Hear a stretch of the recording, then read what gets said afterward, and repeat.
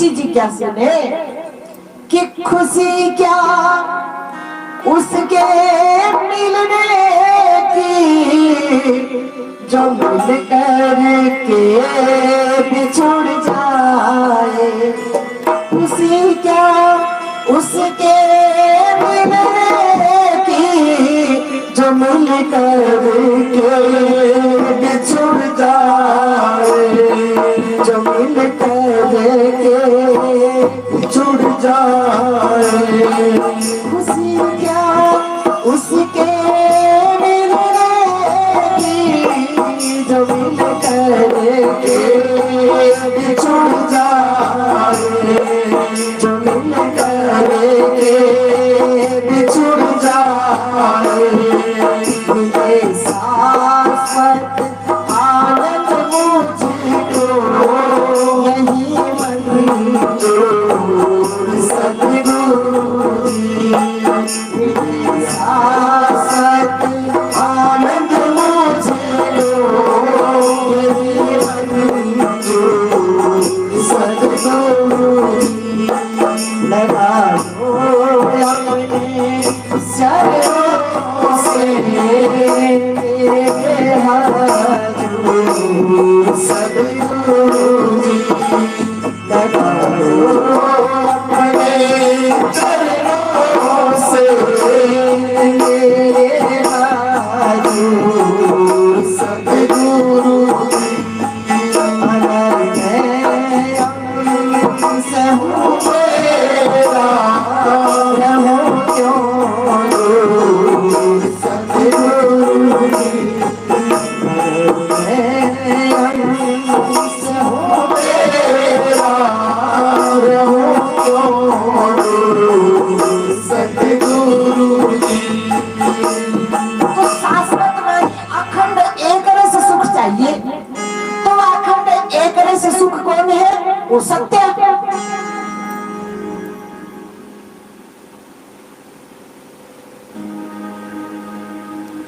और वो चैतन्य स्वरूप है। पहचान बता रहे हैं। क्योंकि हमने जैसे एक जंगली गाय होती है जिसको रोज बोलते हो रोज,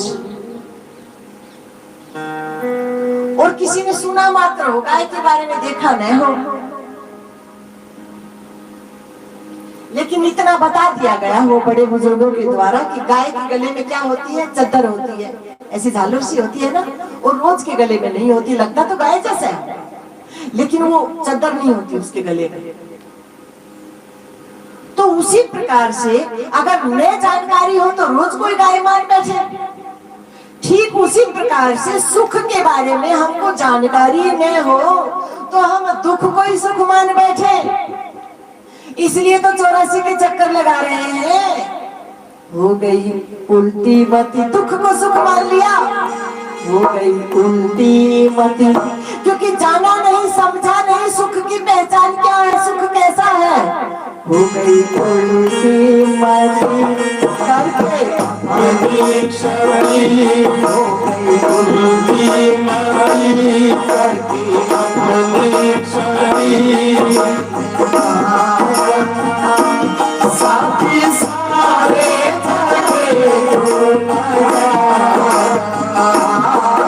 गई उल्टी मति करके अपनी छवि। साथी सारे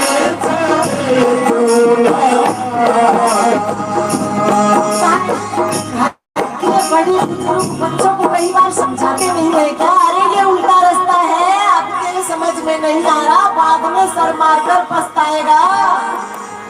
जहाँ तू सुख देख रहा है वहाँ सुख नहीं है, दुखी हो जाएगा। उल्टी चाल पे मत चले। हो गई उल्टी मति करके अपनी छवि। दुख में पागा साथी सारे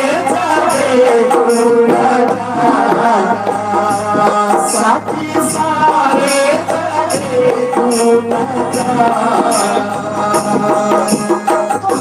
तो हमारे मन को पहचान तो हो कि सुख है कैसा। ऐसे दौड़ते रहेंगे और क्या पता दुख कोई सुख मान करके और उसी में लिपायमान होकर 84 के चक्कर लगाते रहे। तो व्यास जी महाराज कह रहे हैं आओ मैं बताऊं कैसे। वो सत्य स्वरूप है। सत्य का मतलब एक रस अखंड।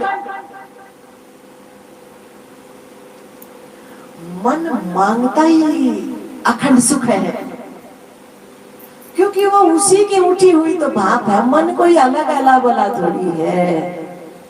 वो एक भाव, एक लहर है, परमात्मा से उठी हुई एक लहर है।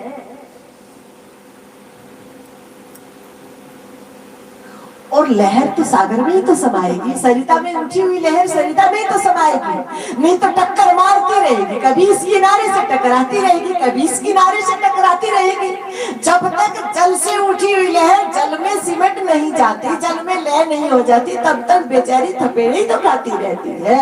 उसी प्रकार से मन भी एक परमात्मा की उठी हुई एक लहर है नारायण।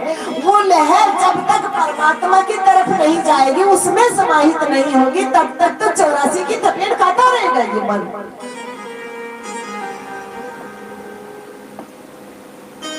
तो कहा वो सुख कैसा है? आओ, सत्य है, एक रस है, अखंड है।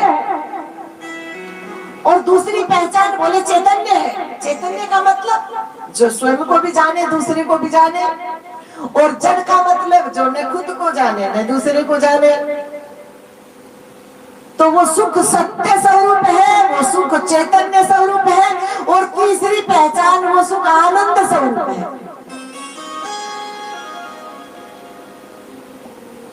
वो है कहां? बोले व्यापक रूप से तो वो सभी जगह है, वो सत्य, वो सुख। लेकिन उसी सुख ने एक रूप साकार ब्रह्मदेव का धारण किया, एक भगवान नारायण के रूप में प्रकट हो गया और एक वो भगवान शिव के रूप में प्रकट हो गया। वही एक सुख, वही एक सत्य, वही एक चैतन्य, वही एक आनंद साकार रूप से 3 रूपों में प्रकट हो गया। ब्रह्मा बनकर सृष्टि रचते, ब्रह्मा बनकर सृष्टि रचते और विष्णु बनकर पालन करते। शिव जी बने संहार हरे हरे, शिव जी बने संहार हरे हरे, शिव जी बने संहार हरे हरे। ब्रह्मा सृष्टि रचते, ब्रह्मा करे सृष्टि रचते, विष्णु करे पालन करते, विष्णु करे पालन करते। शिव जीवन संहार हमारे गुरु, शिव जीवन संहार हमारे गुरु। हम कैसे माने वो सुख ने रूप धारण किया ऐसा?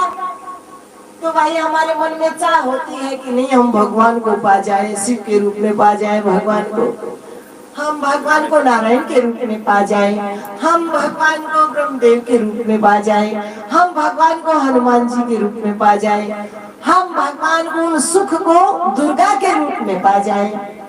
ये सभी रूप उसी एक सुख ने धारण किए हैं। ये सभी रूप उसी एक सत्य के हैं।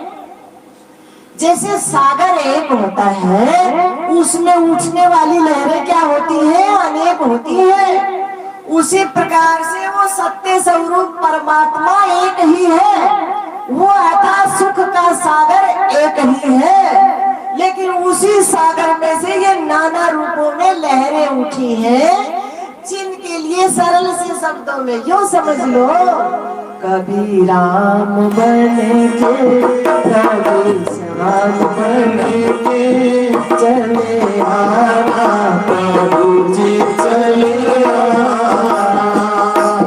कभी राम बने के, कभी श्याम बने के चले आना, प्रभु जी चले आना। किसान जाती है तो ऊपर की तरफ देखता है और प्रार्थना करता है, अब ये सुख की लहर बारिश के रूप में आ जाए। तो जो बारिश के रूप में आती है वो सुख की लहर आती है और किसानों की खेती क्या हो जाती है, हरी भरी हो जाती है। ये उसी सत्य की लहर आती है बादल बनकर, ये उसी सुख की लहर आती है बादल बनकर। अब ये जो आपके खेतों में फसल खड़ी है ना, ये उसी सुख ने